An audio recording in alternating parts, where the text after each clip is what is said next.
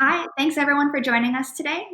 We're going to be doing a webinar and conversation today on understanding the students learning during this semester in the midst of a global pandemic. My name is Jessica Tnuda. I'm one of Pathback's co-founders and our chief product officer, and I'll be moderating today's discussion. And I'm joined today by four incredible students from two different institutions.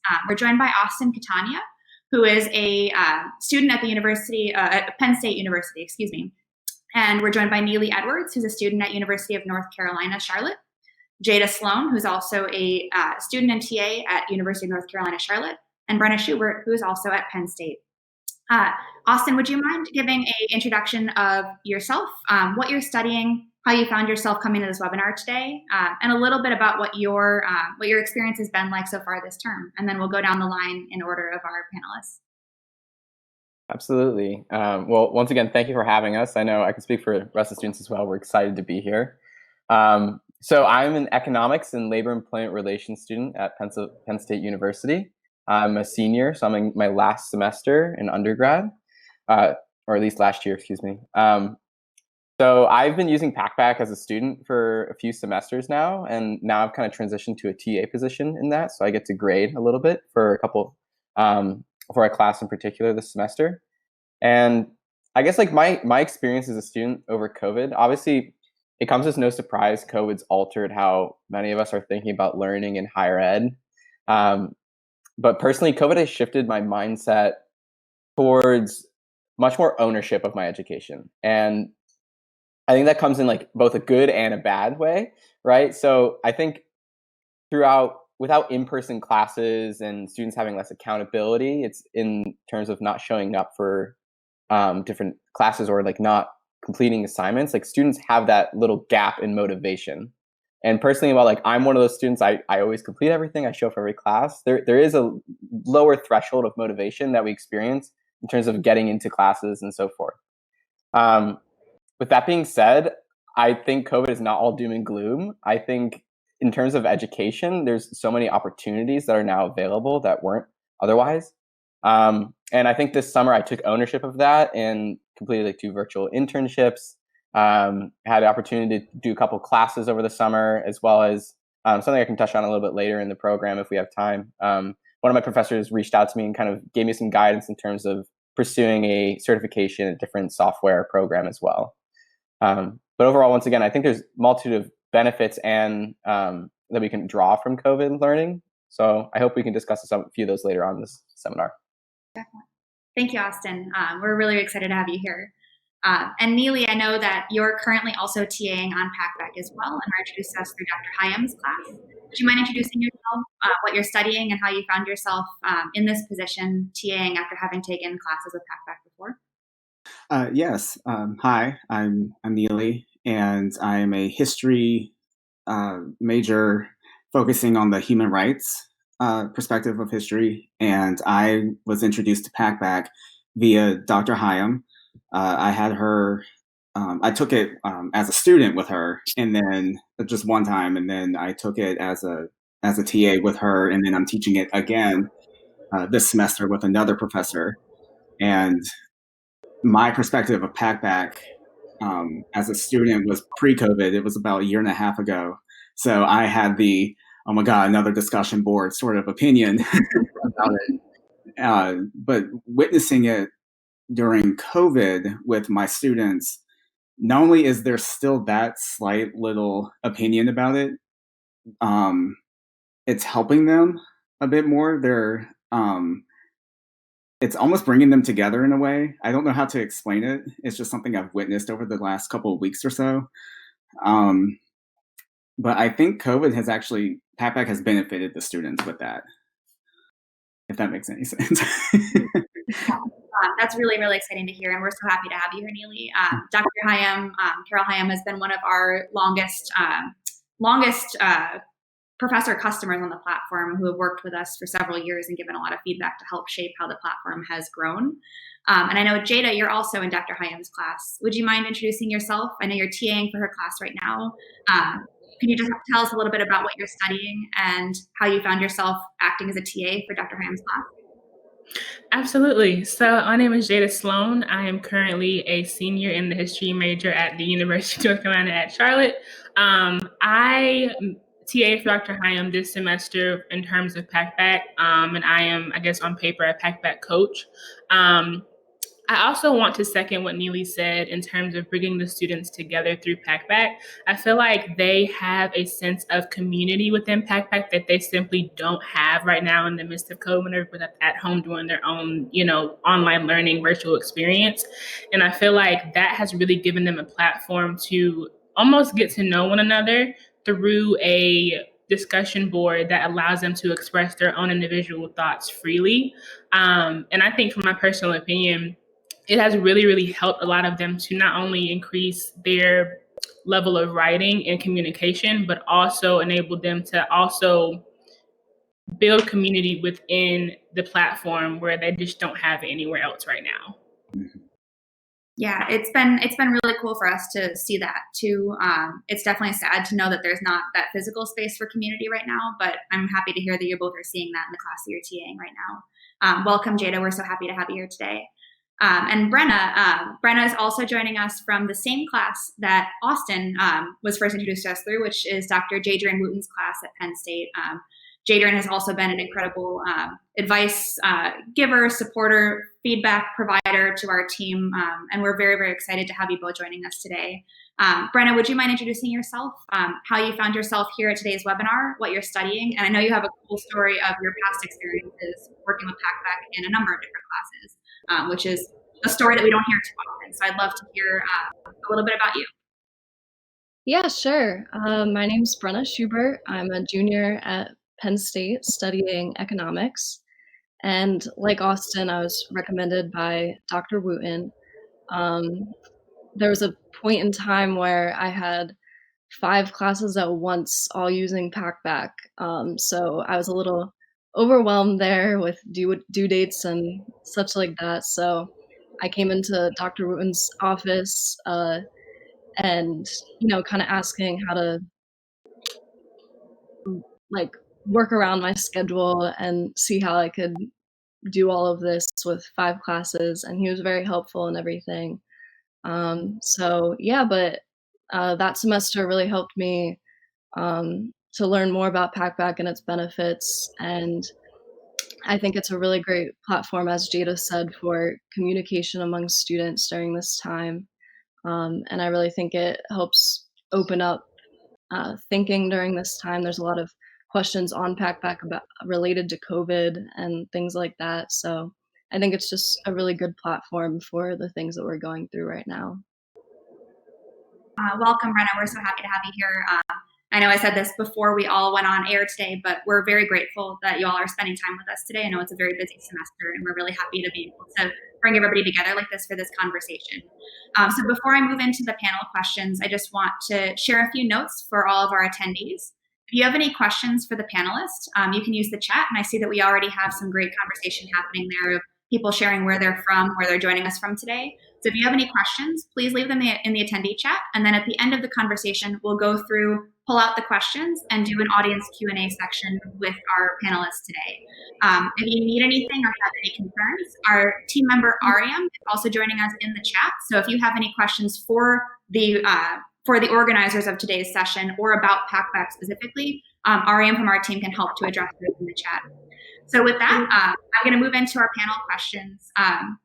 We kind of covered some of what we're going to be going into in this next session in your first introduction, but I'd really love to dive into some of the unexpected pieces of how your experience may have been shaped during COVID.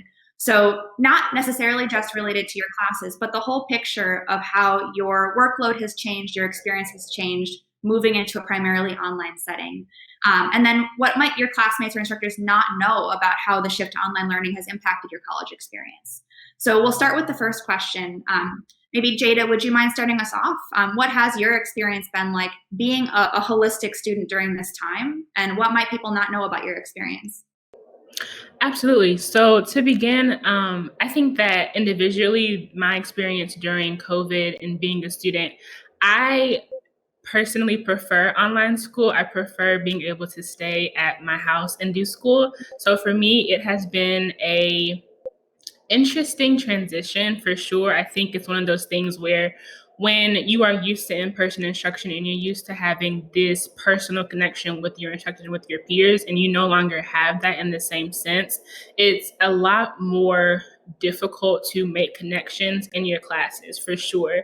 But I think as an individual, for me, I prefer online school. So it's been somewhat enjoyable for me. And then, as far as things that go on outside of the online perspective, I think ultimately one thing that my instructors or instructors period may not know is that mental health during this time has greatly impacted a lot of students across the board.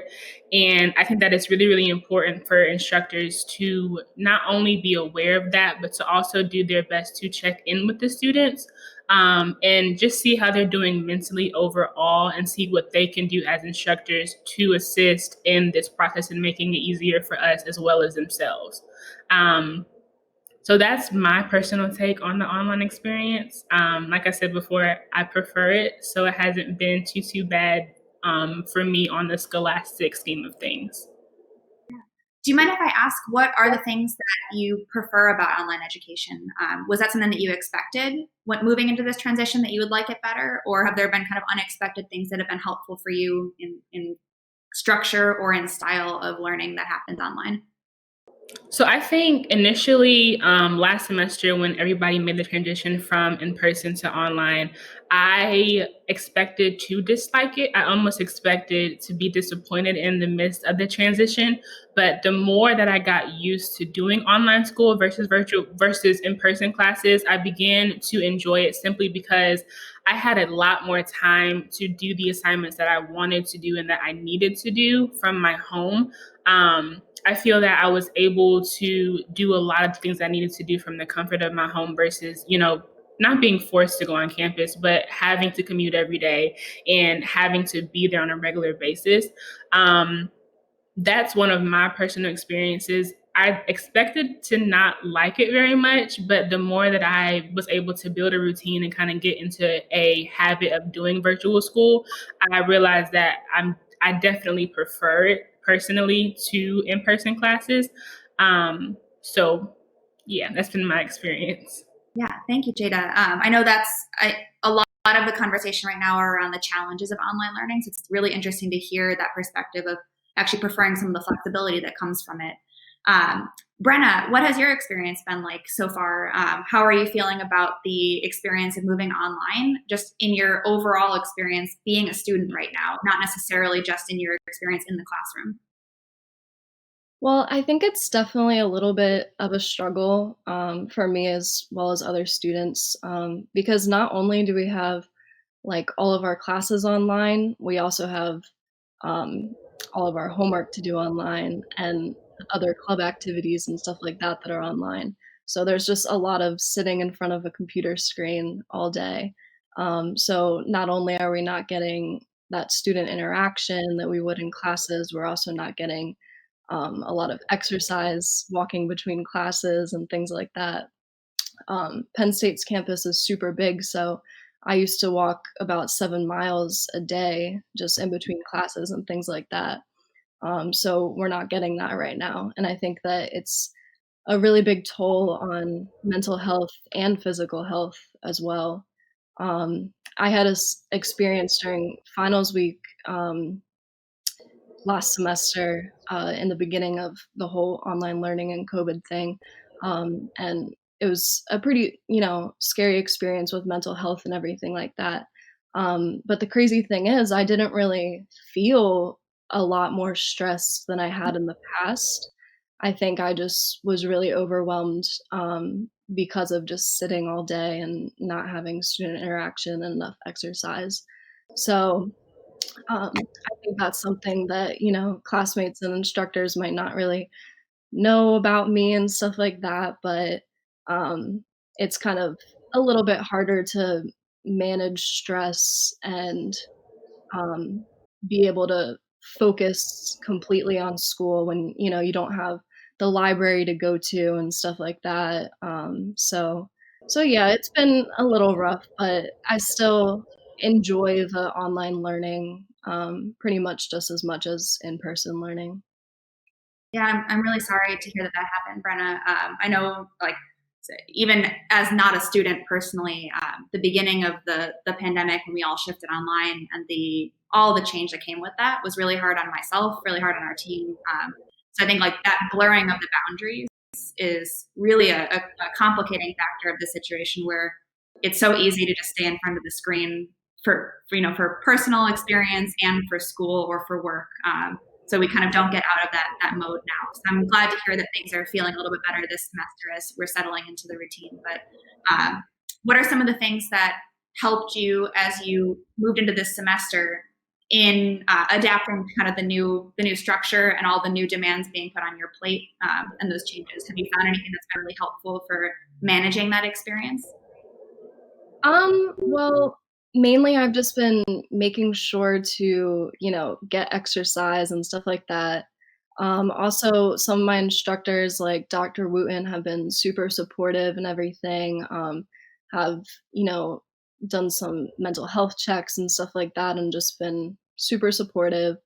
Um, and yeah, and also like instructors setting up group study sessions that students can get involved in so that they have some student interaction and a place to focus their studying and learning on, not just kind of sitting in a room and being like, oh, I have to study right now. You can go to that Zoom chat or whatever and make sure that you get your studying done with other students. So that's been nice.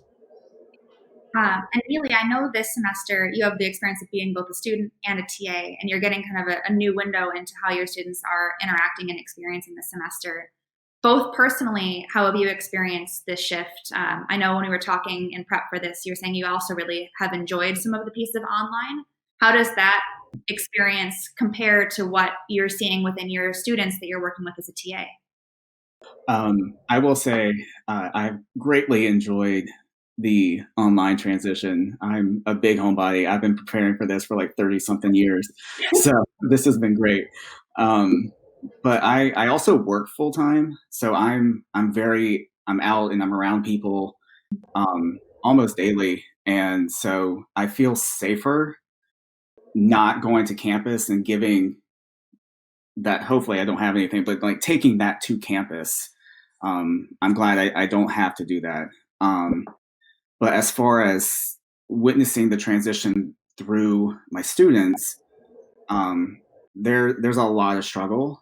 I don't know if also me being a senior also helps me deal with the online transition a lot better. Because I think the bulk of my students are on the freshman sophomore side, so they're overwhelmed with the college course load. I hear, or I don't hear, but I witness a lot of my students say that the professors they're giving us too much work. They don't know how to what's the word I'm looking for? They don't know how to structure their schedule. I think that's what I'm trying to say. So I've witnessed them, like Jaida said, the mental health aspect of the online transition is very real, and so I try to sympathize with my students. I try to calm them down when I can. I know the other TA is very helpful as well. But yeah.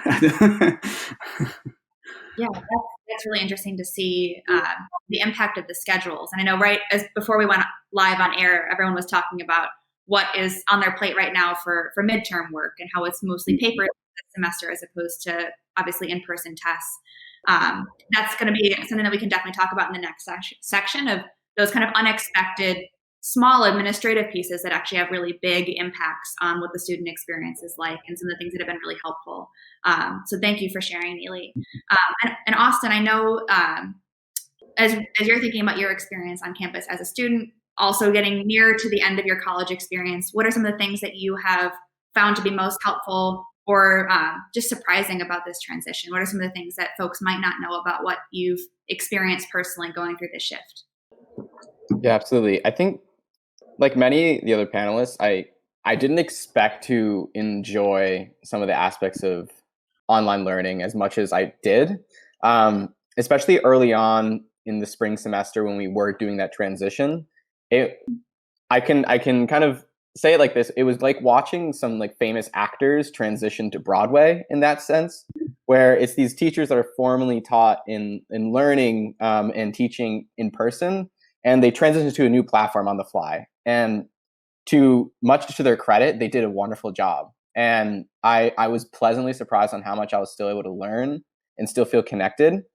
And I think as we transition to the fall, there's like one key component that was different between the two semesters, as we started in person, right, in the spring. So we had that established connection in person, where we don't necessarily have that in the fall. And I think like moving forward, that for me is like the major focus that can kind of combat and mitigate some of the mental health concerns, as well as the physical exercise concerns. Like, how can professors, if that is their duty to do that, or if it's just the university as a whole to do that, how can we kind of create that cohesive care throughout the entire university, so that we are making sure that not only is the structure like we're talking about in place, but also the ability and comfortability to be able to learn as important.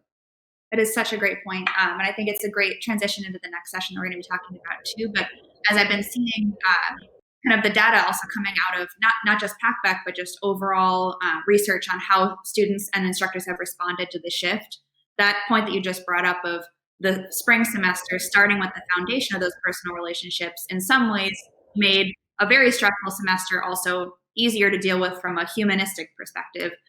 Thinking about that question of how do we build those tight relationships when we don't get to see each other face to face, I think is kind of the question right now. And I don't know, was that your own metaphor for thinking about switching from a TV actor or a movie actor to Broadway? Because that was a very, very cool example. It came to me at some point over the summer. I was thinking about it, but I love that, because it really does capture it of someone who can be the absolute best and most comfortable with one medium, shifting to online is a totally different medium with its own conventions and its own applications. That's a really cool metaphor. And I think with that, we'll move to the next section around some of the surprising things that your instructors have done to help support your education this semester. And I think if y'all don't mind, I'm going to flip-flop the order here of the small actions that folks took, just because that was such a great transition, Austin. So if we could start here with Jaida, I know in our prep session, you were talking a little bit about some of the things that you've done in your class that you found to be really helpful around mental health. And then I know that there are a range of things that folks have done or have experienced in their classes, and we'll kind of go point by point. But Jaida, if you could share that experience that you've been doing with your students to help support their mental health, I think that one was really powerful. Absolutely. So for someone like myself that battles with depression and anxiety when it comes to school, I never wanted the students that I coach to feel like I was not an adequate resource for them to be able to come to, not only about school, but anything, that they need to come to anybody about. So one thing that I began to implement a few weeks ago was once a week, on an evening that they choose, typically it's Tuesdays and Wednesdays, I set up a Zoom call for all of them, whoever wants to join. It's an open link and they can come in, and I give them about an hour or an hour and a half to just kind of rant and talk about whatever they want to talk about under the sun, whether that is, school stressors or work stressors or just life and home, things that are just bothering them and making school that much more difficult to participate in. It gives them a setting to be able to speak not only to me, but each other about what's going on behind the scenes that we might not even see from, their online platforms. And for me, it has really, really helped build a relationship with the students. I don't feel like I'm having to continually email them over and over and over again and kind of chase them down for them to reply. I feel like it's more so with that foundation being built, it's more so they feel comfortable coming to me for very things that they want to come to me about versus me having to, like I said, continually talk to them in order for them to receive help from me. So that has definitely been a big, big help. I know that a lot of them, like Neely said before, are freshmen or early college students, and this is their first experience with college in general. And I myself, I can't imagine, coming into school this semester, all that's going on in the world right now, and not really knowing how to navigate being a college student. I could never imagine being a freshman right now, honestly. So just giving them that platform to just kind of rant about whatever they want to rant about for an hour and a half every week really, really gives them a sense of community, but also someone is there, you know, to hear them, to listen to them, et cetera, et cetera. And that has really, really helped build a foundation with us and them with each other. And that's all virtual, right, Jaida? Where are you hosting those kind of virtual office hours for people to come and talk to you? So usually we do Zoom or Google Hangouts. I honestly, for them, I understand that Zoom can be a lot to be on sometimes because we do Zoom for everything else. I let them pick most of the time which one they prefer for that particular week. And I don't really say much. I kind of just sit there and listen to them talk to each other, to me. Usually it's about school stuff, and it's not funny, but it's kind of comical to hear some of their issues, some of their rants, because I can see some of the anxiety and some of the worries kind of leaving as they discuss what's going on behind the scenes. And it helps me to also understand a little bit more of why their behavior may be the way that it is in order for them to, and help them to be able to do better in the class. So that's a really cool point to see it just as they're talking, kind of talking through what they're experiencing. Because I think one of the things that we've lost with this shift is sort of non-purposeful communication, just those kind of casual chats that you get with your friends sitting next to you in class that probably work out a lot of those issues just in conversation. I know for our team now, every meeting that we have is like a scheduled Zoom meeting. That's when you talk to people and see people. So I wonder if that's also maybe part of that, if they don't have that space for the very casual conversations they normally would have had. absolutely. And maybe Neely, if we could go to you next, what are some of the things that you've seen your instructors do, either someone that you're working with as a TA for right now, or just any of the classes that you're taking, that you've found to be most helpful or most powerful at building those strong relationships and making learning online easier? I don't know if I have professors who have gone out of the way to connect with the students per se, but I know that as far as me being the student, just the leniency on grading has helped a lot. Like not having everything due like back to back. We have a paper due on the 25th, and then everything else is due at the end of the semester. Like that's helped me personally. But as far as my students are concerned, I've joined their I think it's called GroupMe or Discord or one of those apps where like the entire class can join. And I think they find it weird that there's TAs in there, but it's been very helpful because they don't have to do like professional emails and all of that. That makes them nervous. Like they don't even talk on the Zoom classes, even if we're in breakout groups, they don't talk. But in the group chat, they can ask myself and the other TA like very precise questions, and they know it's a safe space. Like the TA and I are not going to go back to the professor and be like, "Oh my God, the student said this." They, like Jaida was saying, like they need to vent. They need to get this frustration out.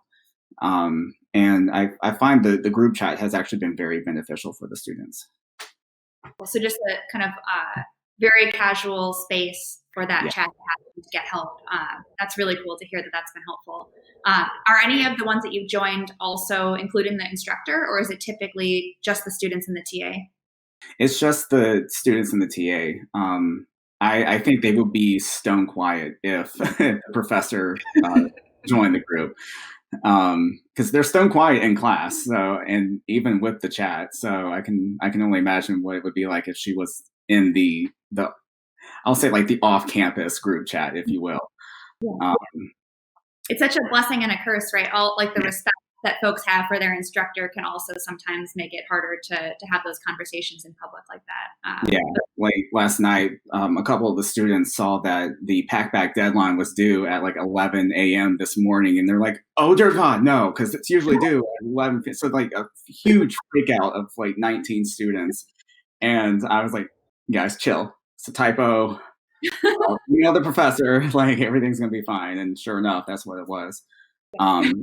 But and that also saves the professor time and energy too, because it was already 10 p.m. and she doesn't need to be bombarded by all of these emails. But yeah, I think the group chat's good for mental sanity. Thank you, Neely. And Brenna, I know as you were talking about your experience both last semester and this semester with kind of keeping deadlines in order and keeping track of all the different things happening for class, were there any things that your instructors did to help make the communication and the scheduling easier to follow, easier to digest, more simple as you're thinking about focusing on the work as opposed to the workload management? Not necessarily with like deadlines and stuff. I mean, some of my professors send out a really nice detailed email with every like assignment due that week and stuff like that. But mainly where I found things to be helpful were with instructors setting up Zoom group study sessions for teachers. My one calculus instructor did that so that we could have our own space to study together. And also another thing, like mental health check-ins, Dr. Wooten would do a little poll in the beginning of class on Zoom, where it would have like, how are you feeling today? And different examples of things that you could put.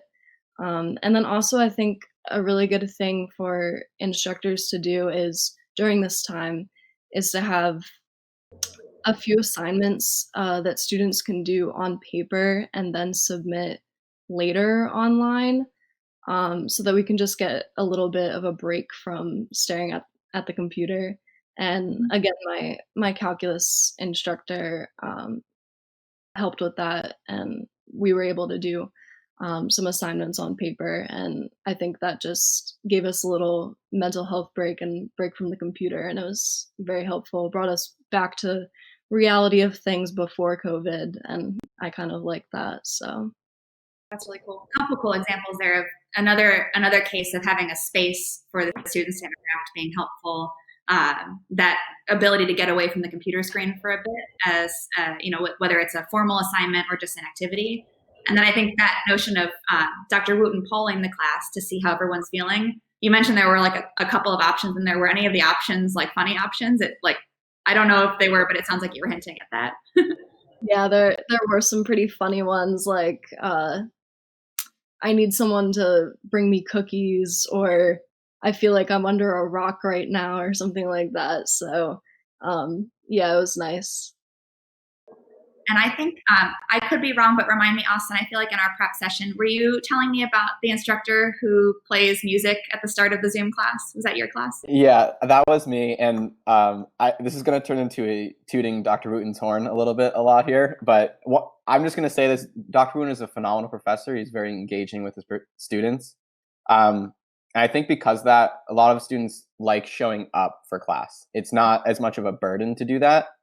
So like this is two-part, like, right, COVID in general, like having the opportunity before class to ask them one or two questions about assignments is very important because we don't have that access online necessarily. I've been seeing a lot of professors starting classes like right at like 12:05 when it's supposed to start, and then ending it exactly at the time it's supposed to end, where there's not that gap in time in between classes where you can stop and ask them questions and or get to know them on a more interpersonal level. But yes, that was Dr. Wooten. He played music in the beginning, and it's something silly, like it could be like the song Happy, where you're just like, oh God, this song again, but also you're just like, it made me smile, right? And it's like those little things that do make the difference. And like one final example I'll mention where I didn't personally experience this, but I've seen it happen, where like we've talked about how there's mental health issues and there's like people aren't getting those walks to and from classes as they normally do. So we're not getting the physical exercise we normally would. I've seen, I was circling around on LinkedIn, but there's a professor that basically told their class to leave the classroom, leave their cameras on, and leave their cell phones in the frame of the camera view. So like either on Zoom or Google Hangout, whatever that is, and gave them like 15 minutes to go walk around outside. And it's like, that's a very little action, but it's an immense care and the intentions there. Where I think for some students, especially those freshmen like Neely we're talking about, like they don't have that structure built in yet. they don't understand the gap in terms of like high school education, where everything is laid out by block schedule, to now where it's complete oyster that's their own. And that's the case for just college in general. Now you brought in COVID, where it's online, and you're seeing all these professors, they make tinier assignments, but we're not seeing everybody submit them. And it's like, how do you fix that? And there's a variety of different ways you can do that. I mean, one idea I have, I saw this pop up in the chat a little bit, so I just wanted to mention it. One idea I saw was that you kind of use like the peers as motivation for each other, right?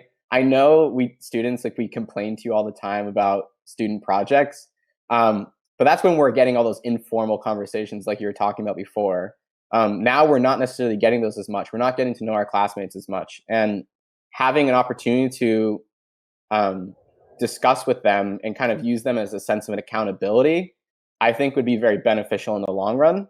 I don't have any like data to back up this statement. It's only a thought or advice for myself. But I know, like, for myself, like, seeing some of those tinier assignments, there's like a second question, like, I mean, like, it's a small assignment, I don't need to submit it. I end up submitting it, but that's just me and who I am. But I think if for the students that are debating not doing it and we're continuing not to do it, having another student text them being like, listen, like, we got to submit this, you're like, all right, yeah, we'll do it.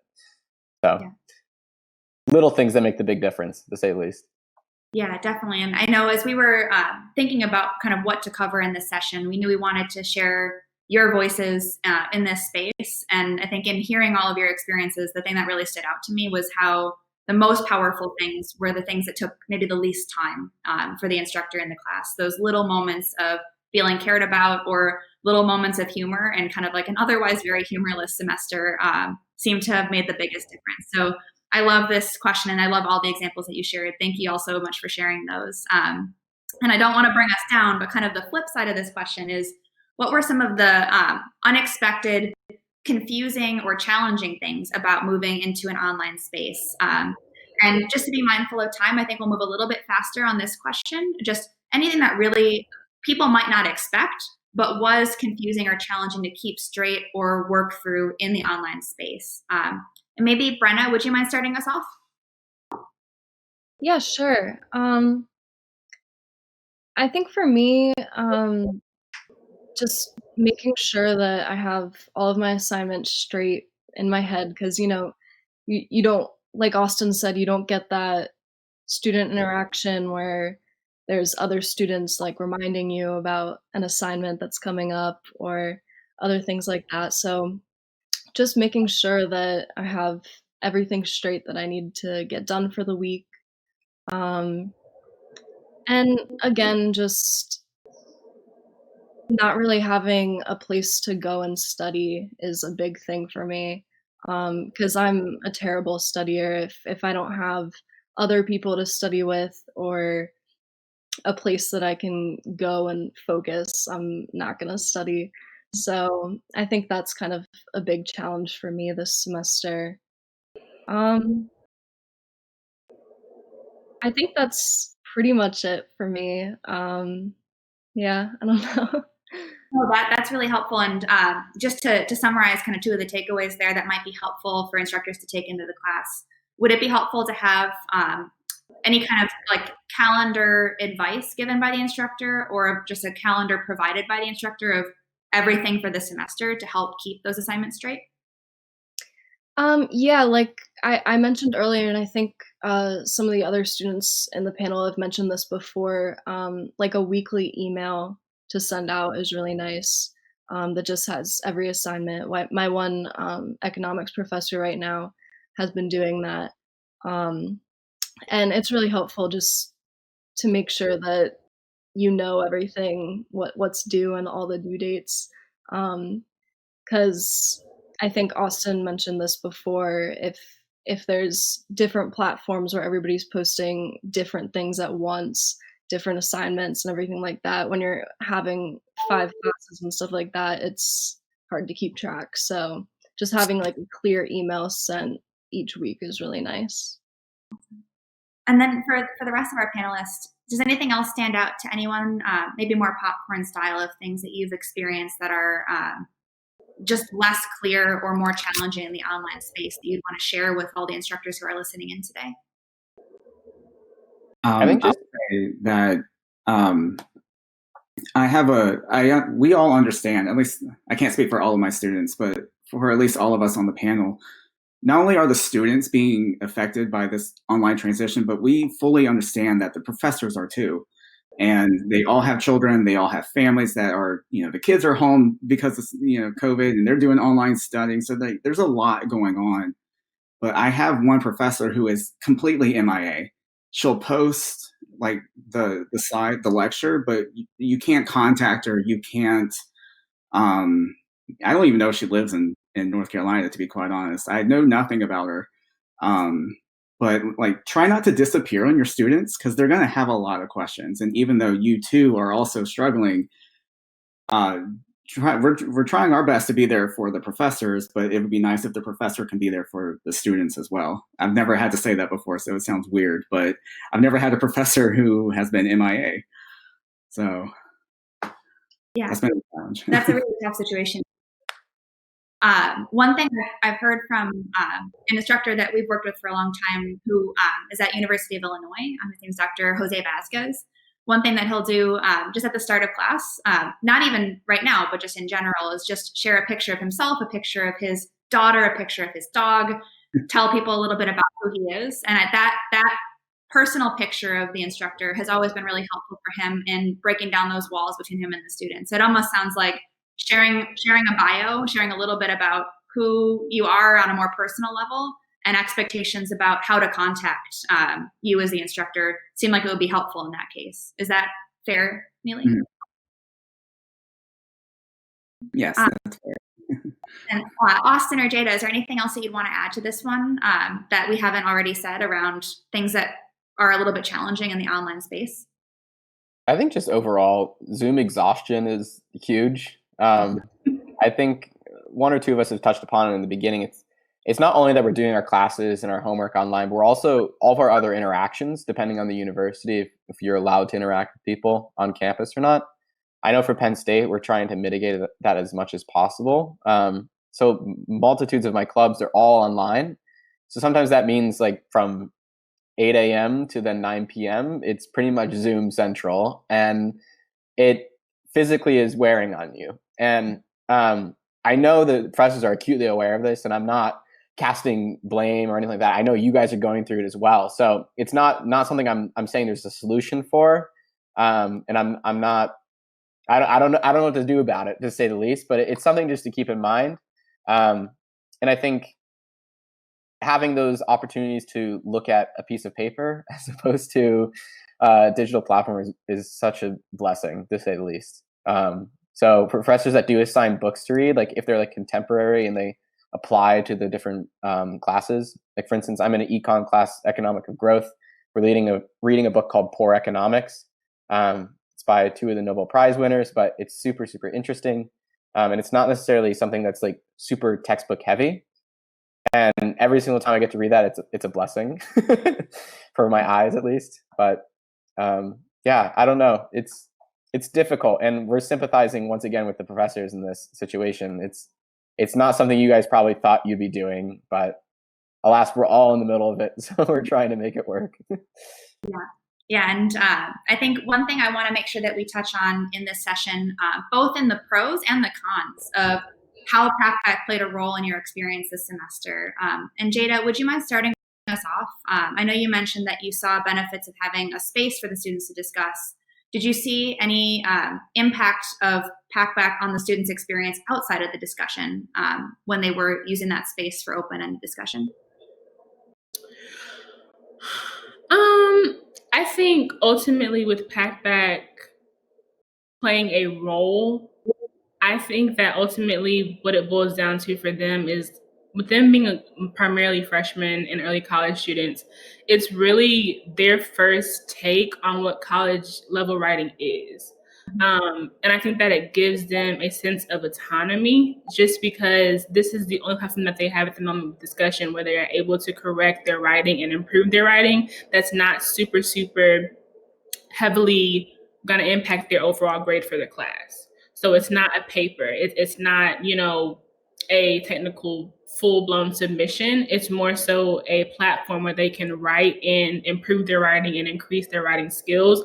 That has an impact on their grade, but it's not fully, if you fail this, then you're going to fail the class, if that makes sense. I think that with a lot of them, it has given them some courage and some confidence in their writing across the board, simply because they know that, if I get a high score in Pathback, I have to be doing something right in my writing that I'm going to also carry out to my paper that I have to do for my actual classes too. So just that overall confidence in writing across the board that they're learning from Pathback has been a huge role, or a huge player in their overall experience, I think, in the class as a whole. Really cool. I'm really happy to hear that, Jaida. And you touched on something cool there that we do try very hard to focus on in Pathback around student autonomy. Maybe Austin, would you mind sharing your perspective on the role of more autonomous discussion where the students are leading it versus it being an instructor-led discussion? And there are many ways to approach discussion, pros and cons of both. But what have you seen of the pros of a student-led discussion experience this semester? Yeah, Pathback gives that sense of community to the students. It's been a common thread that we've talked about throughout the entirety of the webinar. It's students want to be able to interact with their fellow classmates. And right now, in the current setting, that platform or structure for that is not available.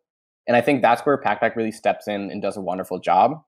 And in that framework, it's not a matter of answering questions either. And I think that's an important thing to mention that Pathback is known for. They teach you how to ask the right questions as opposed to just answer them. And in the rest of the class, that's what we're doing. We're submitting answers to questions. And in this instance, the students get to guide their own discussion. They get to explore different avenues or interests. And I use economics as an example, but in econ, there's a vast array of different paths that you can take. You can go macro policy, monetary policy. You can go into the micro route. You can talk about small businesses and how COVID's affecting them. And in that sense, it provides students the ability to explore their own interests and kind of get that feedback from their fellow students. And I think that's such an important metric and ideology that needs to be grasped during this time that I'm not seeing taken up elsewhere besides on Pathback. That's really cool. I'm really happy to hear that you feel that that's helping, having that space for asking the questions as well as having other spaces in class for answering or submitting assignments. I do want to make sure that we have good time for our audience chat. So as we transition to the next section, I'm going to ask this question to everybody else on the panel too. But just so that everyone who's listening in today knows, if you have a question for any of our panelists, please drop them in the chat. We'll be pulling those out at about 10 minutes to the hour to switch to an audience-led Q&A for our panelists. So please feel free to use this time to add questions into the chat. So Neely, would you mind sharing a little bit about these two questions? How did Pathback play a role in your class experience as a student and a TA, both this semester and in the spring? And what have you seen as the impact of having this kind of student-led discussion in the class? I'm so sorry. I'm not going to lie. You were breaking up.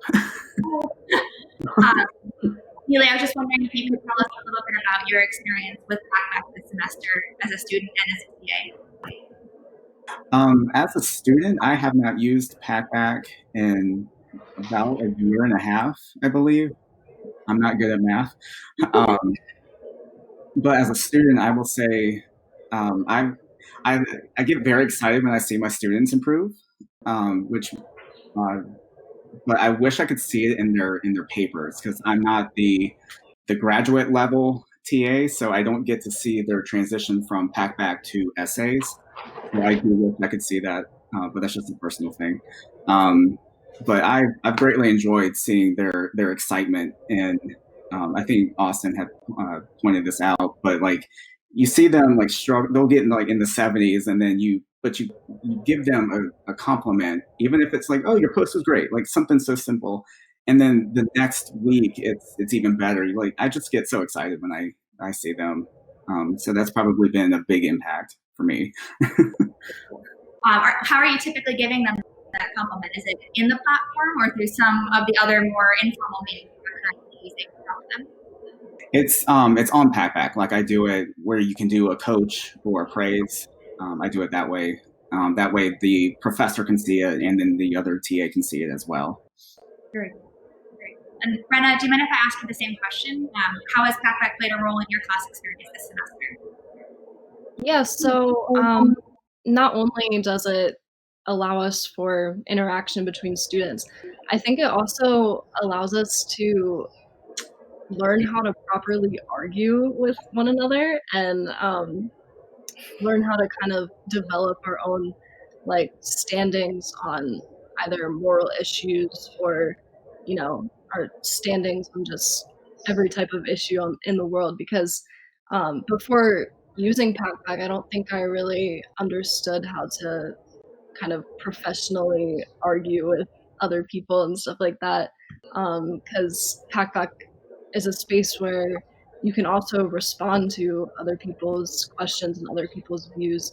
And I believe Packback even allows you to say that you're either supporting or disagreeing with the question. So I think that's really cool, just being able to do that and learn how to, you know, argue your points with other people. So I think that's really helpful. And also the live feedback that Packback has just introduced has been super helpful. It, you know, shows you what you're doing right, what your expected curiosity score is going to be, and it also gives you suggestions on how you can improve. So I think that's just an awesome tool, seeing that come into play, because I was using Packback before that was there. So now that it's there, it's just been so much more useful. That's so exciting, Brenna. I am not gonna lie, that feature has been like my baby in the works. Our whole team has been so excited to roll that out, and it's really cool to hear that you use before and after. It kind of blows my mind to hear that both you and Neely had used Pathback like a year or a year and a half ago, because our platform was so different then. And it's really cool to get to talk to you both now. We've got a few really awesome questions in the chat. We probably won't be able to have an answer from everybody on all questions. So if you'd like to take one, just speak up and then we'll direct that one to you.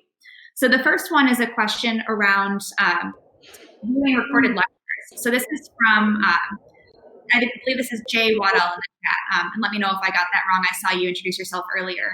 This is the question on, I'm sure you are viewing some recorded lectures from your professors. What makes your recorded lecture valuable? Is there a certain tone or a certain length or embedded interactive elements that make it helpful? What do you find to be most worthwhile in those video lectures?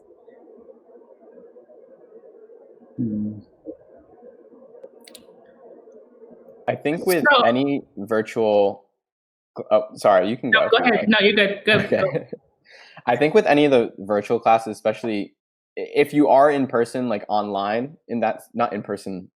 So if you're doing it virtually, but like synchronous, where everybody is like physically, like you're presenting live and so forth, I think it's beneficial to kind of break it up into segments where it's not some long drawn out pacing in the sense of a professor writing on a chalkboard for the entirety of the class. I think that'll lose some of the engagement. And I think that goes back to some of the little tidbits that we can include. So like, right, like starting with music, engaging them with polls, pausing, like do some of the slides, pause for like a short video.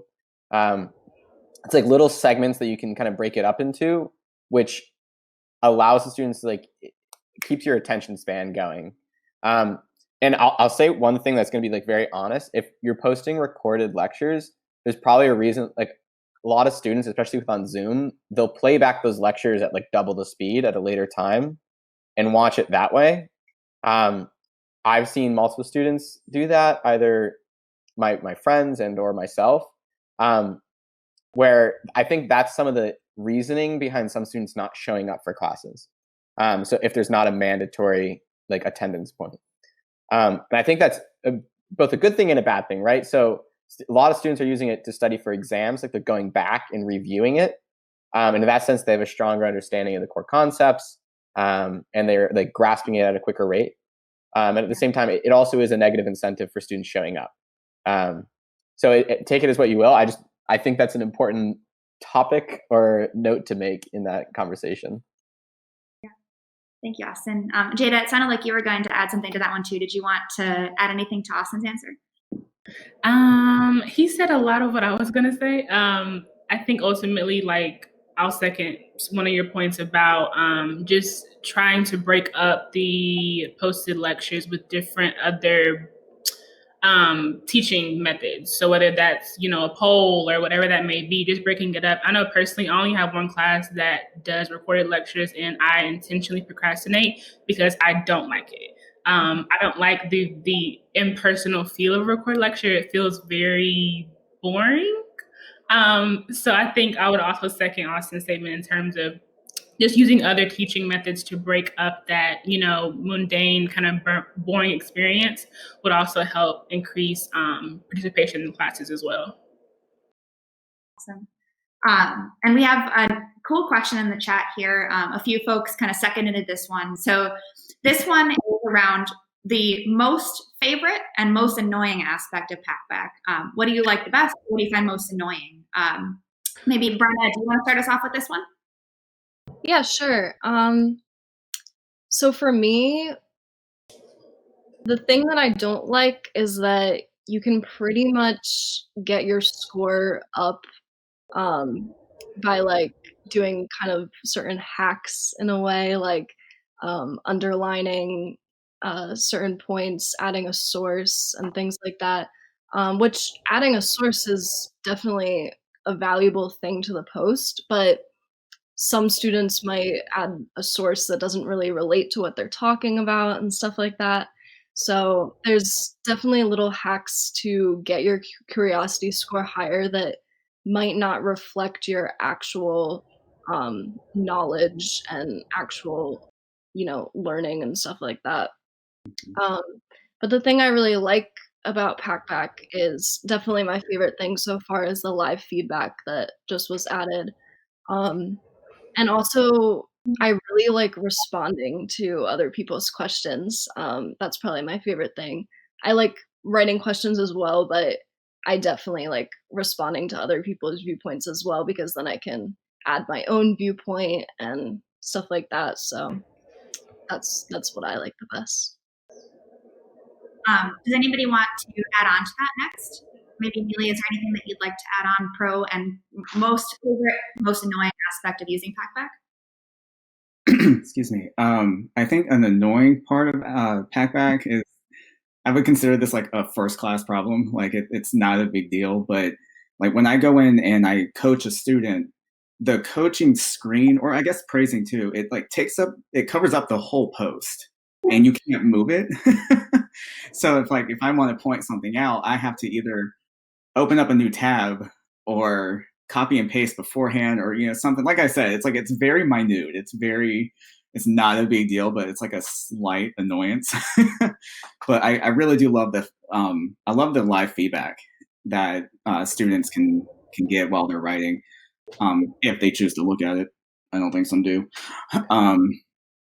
But I know when I was a student and using Packback, it was not there. It was like maybe a semester prior to having the live feedback. So I'm slightly jealous of the students who get to use it. But at the same time, I think maybe I did better not having the live feedback. It pushed me to either pull my hair out and do better, or yeah, you know what I'm trying to say. But yeah, the live feedback is a really cool feature. And I think in closing here, just to make sure that we can cover as many of these questions as we can, Jaida and Austin, would you mind sharing kind of in response to the most recent question in the chat here, are you focused on maximizing your curiosity score or interacting with other students in the community? Austin, if we could start with you, what's your perspective when you're using the discussion? Yeah, as a student, I would say 9 out of 10 times, I think they're trying to maximize their curiosity score. And that being said, I don't think that's necessarily a bad thing, because within Packback, like the metrics that give you a higher score is also what's allowing the students to have a better facilitation of discussion, right? So like we talked about how there's quick hacks that students can do to get better points, but those quick hacks are going to be helpful down the line in terms of like underlying an important point within the post is extremely nice. Like it helps the reader read it more quickly, or breaking up into 30 words or less for each paragraph, including a source and so forth. And like, I think in that regard, students are focusing on optimizing and hiring their score, but by proxy, like that lagging side of it, they're learning a lot and how to actually kind of communicate their points. And I think the only time it comes like a negative is like, that's where the TA or the grader assistant, that's where they step in and kind of do what Neely was talking about with like making the praises or the corrections, to kind of double check, like, are they actually talking about the source that they're citing? Are they underlying random lines, or are they actually underlying the most important part of the post? So I don't think that's necessarily a flaw of the platform itself, but more so student ambition, right? It like there's some students that do it at the deadline and that's it.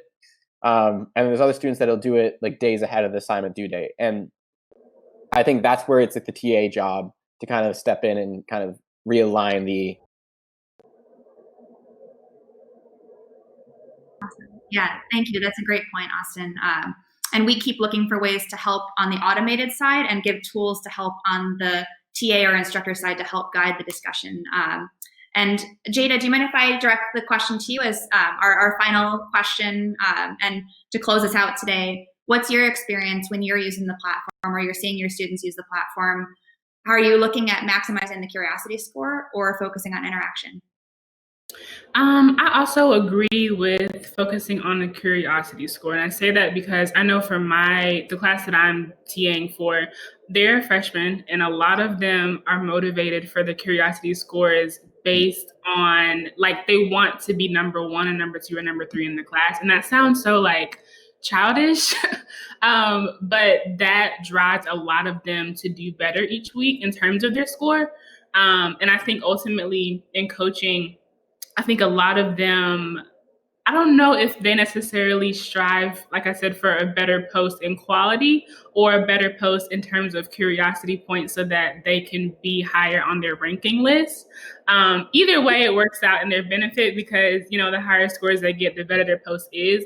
But I think ultimately the thing that I've experienced with them is getting them to think outside the box and to critically think, because I feel like some of them just post for the most part in terms of what is discussed solely in class for that week and not being able to connect ideas and thoughts that we talked about previously in a semester, but just in general bringing it full circle and talking about all that we've discussed in the whole entire semester versus only this week, if that makes sense.